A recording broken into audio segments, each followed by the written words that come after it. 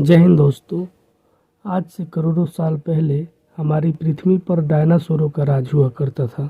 ये उस समय के बहुत ही समृद्ध जानवरों में से एक थे। ये इतने बड़े बड़े और कुछ खूंखार होते थे कि आज के समय हम उन्हें देख लें तो हमारा दिल दहल जाए।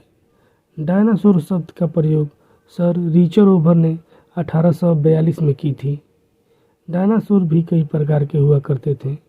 वैज्ञानिकों ने अब तक डायनासोर के 500 से अधिक वंशों और 1000 से अधिक प्रजातियों की पहचान की है।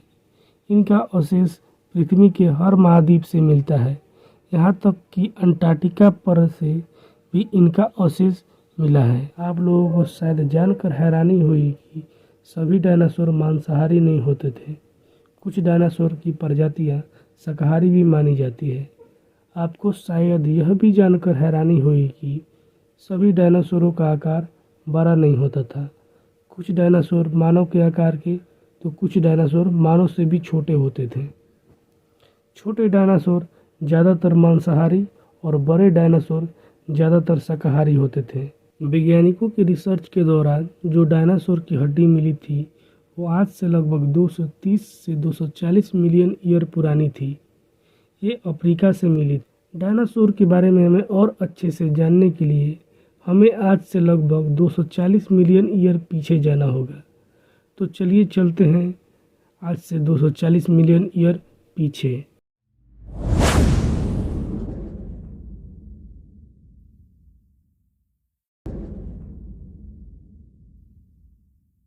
उस समय जो धरती का क्लाइमेट था वो काफ़ी सूखा और वहाँ बहुत कम बारिश होती थी। इस टाइम को वैज्ञानिकों ने नाम दिया है ट्राइआसिक पीरियड। एक ऐसा समय जहाँ डायनासोर धरती पे आना शुरू हुए थे इवोल्यूशन के जरिए। इस समय जो डायनासोर आए वो वैसे नहीं थे जैसा आप सोचते हैं। वो काफ़ी छोटे थे साइज में। जो सबसे छोटा डायनासोर थे उनका साइज आमतौर पे 2 मीटर का होता था। जैसे में ईओरैप्टर, ये बाकी डायनासोरों का एंसिस्टर बताया जाता है। तो टाइम में और आगे चले तो क्या हुआ कि धरती और बदलने लगी। करीब 200 मिलियन ईयर्स पहले ट्राइआसिक पीरियड ख़त्म हुआ। तब अचानक धरती का क्लाइमेट बदलने लगा। ये जो पेंजिया था वो टुकड़ों में टूटना शुरू हो गया। महाद्वीप में क्रैक्स आना स्टार्ट हो गए। ये क्रैक्स में बड़े बड़े वोल्केनिक एक्सप्लोजन होने लगे, ज्वालामुखी फटने लगी, जिसकी वजह से बहुत सारी कार्बन डाइऑक्साइड रिलीज हुई, सल्फ़र डाइऑक्साइड रिलीज हुई। इसकी वजह से बहुत ही जल्द ग्लोबल वार्मिंग शुरू हो गई और जो सल्फ़र डाइऑक्साइड और एरोसोल्स थे वो जाके एटमॉस्फेयर में मिल गए तो सनलाइट ब्लॉक हो गई। और उसके बाद धरती पे कूलिंग होने लगी। महासागरों के भी एडिफिकेशन होने लगे। जब सल्फ़र डाइऑक्साइड और कार्बन डाइऑक्साइड जाके पानी में मिल गए तो समुंदर के पानी का भी एसिडिटी अचानक बढ़ गई और तेज़ी से क्लाइमेट चेंज होने लगा। और जो जानवर एग्जिस्ट करते थे उस समय उसका सरवाइव करना मुश्किल हो गया, क्योंकि ज़्यादातर रेप्टाइल्स और बाकी स्पीसीज उस समय कोल्ड ब्लडेड जानवर थे तो वो टेम्परेचर सह नहीं सकते थे। लेकिन जो डायनासोर थे वो बॉम्ब ब्लेडेड थे, इंसानों की तरह। डायनासोर के लिए ये टेम्परेचर चेंज में रहना आसान रहा। करीब 6 सालों तक ये ज्वालामुखी विस्फोट होते रहे, क्लाइमेट चेंज होता रहा, जिसकी वजह से बाकी प्रजातियां भी विलुप्त हो गई और धरती पे सिर्फ बचे डायनासोर, क्रोकोडाइल्स, टर्टल्स और मैमल्स। इस इवेंट को बुलाया जाता है ट्राइआसिक जुरासिक एक्सटिंक्शन इवेंट। इसके बाद ट्राइआसिक पीरियड ख़त्म होता है और जुरासिक पीरियड स्टार्ट होता है। ये जुरासिक पीरियड करीब 200 मिलियन ईयर से लेके 145 मिलियन ईयर तक चलता है। इस समय के बीच डायनासोर काफ़ी विकास करते हैं धरती पे और इनमें से कईयों का साइज बहुत बड़ा हो जाता है इवोल्यूशन के चलते। जैसे में टाइटेनोसोरस, ब्रोंटोसोरस, ब्राकियोसोरस, डिप्लोडोकस स्टेगोसोरस। इस समय जो पेंजिया महाद्वीप था वो 2 टुकड़ों में टूट जाता है, जिसे वैज्ञानिकों ने नाम दिया है लॉरेशिया और गोंडवाना लैंड। फिर काफ़ी समय बीतता है, 145 मिलियन ईयर से 65 मिलियन ईयर बाद तक। फिर ये लॉरेशिया और गोंडवाना लैंड ये फिर से टूटने लगते हैं और उसका स्ट्रक्चर कुछ आज जैसा दिखने लगता है। इस पीरियड में हर तरह के डायनासोर एग्जिस्ट करते थे, जैसा आप सोच सकते हैं। डायनासोर का दिन अच्छा चल रहा था, क्लाइमेट इन्हें फेवर कर रहा था, नई नई स्पीसीज की एवोल्यूशन हो रही थी और कोई जानवर की प्रजातियां नहीं थी जो इनसे कॉम्पिटिट कर सकें। तो ये बड़े आराम से धरती पे राज कर रहे थे, सब कुछ अच्छा चल रहा था। लेकिन अचानक एक दिन कुछ ऐसा होता है जिससे हमेशा के लिए डायनासोर ख़त्म हो जाते हैं धरती से। एक बड़ा सा उल्का पिंड जिसका साइज 10 से 15 किलोमीटर था, वो धरती की तरफ तेज़ी से आकर धरती से टकरा जाता है। ये होता है आज से लगभग 66 मिलियन ईयर्स पहले। ये उल्का पिंड की स्पीड अप्रॉक्स 30 किलोमीटर पर सेकेंड थी।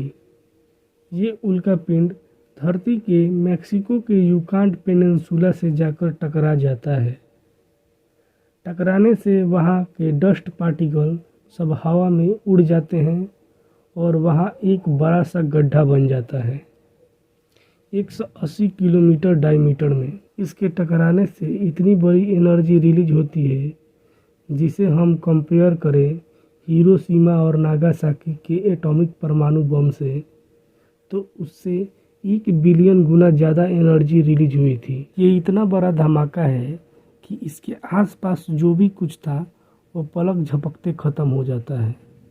इनफैक्ट इसकी वजह से जो हवा में बहुत सारी मिट्टी उड़ गई थी वो धरती पे हॉट डस्ट बनकर बरसने लगती है बाकी एरिया पर। पूरी धरती का तापमान वो कई घंटों के लिए बढ़ जाता है, कई डिग्री सेल्सियस। इस एरिया के हज़ारों किलोमीटर के अंदर जो भी जानवर थे वो जिंदा पक जाते हैं गर्मी की वजह से। माना जाता है कि छोटे छोटे जानवर सरवाइव कर पाए थे ये इनिशियल ब्लास्ट से, क्योंकि उन्होंने अंडरग्राउंड शेल्टर बना ली थी, या फिर पानी के अंदर घुस गए थे, या फिर बड़े ट्री ट्रंक के अंदर घुस गए थे। ये तो सिर्फ शुरुआत थी, इसके बाद शॉक वेव आती है, हीट पल आते हैं, हज़ारों किलोमीटर में वाइल्ड फायर जंगलों में देखने को मिलते हैं, बड़ी बड़ी सुनामियाँ उठती हैं। इमीडिएटली कहा जाता है कि 2 किलोमीटर ऊंची सुनामी आई होगी। सोच सकते हैं 2 किलोमीटर ऊंची सुनामी। फिर से ज्वालामुखी फटने लगते हैं, एसिड रेन बरसने लगती है, भूकंप आने लगते हैं। ये शॉर्ट टर्म बहुत ही खतरनाक होता है। लेकिन आप सोचोगे कि धरती के दूसरी साइड तो कुछ नहीं हुआ होगा ना, सारे जानवर सरवाइव कर पाए होंगे ना। लेकिन लॉन्ग टर्म इससे भी खतरनाक होता है। हवा में जो डस्ट पार्टिकल रह गए थे उसकी वजह से धरती पर पूरी तरह से सनलाइट ब्लॉक हो जाती है अगले 1 सालों के लिए। इसके कारण पृथ्वी पर एक न्यूक्लियर विंटर आ जाती है, तापमान बहुत तेज़ी से नीचे गिरने लगते हैं। अनुमान लगाया जाता है कि अगले 3 सालों तक फ्रीजिंग टेम्परेचर रही होगी धरती पर। के कारण कई सारे पेड़ पौधे और जानवर मरने लगते हैं, क्योंकि 1 सालों तक सनलाइट ब्लॉक थी, तो पेड़ पौधे भी सूख जाते हैं। इसके कारण जो हर्बीवोरस एनिमल्स थे वो भी मर जाते हैं, क्योंकि उनके पास कोई खाना नहीं।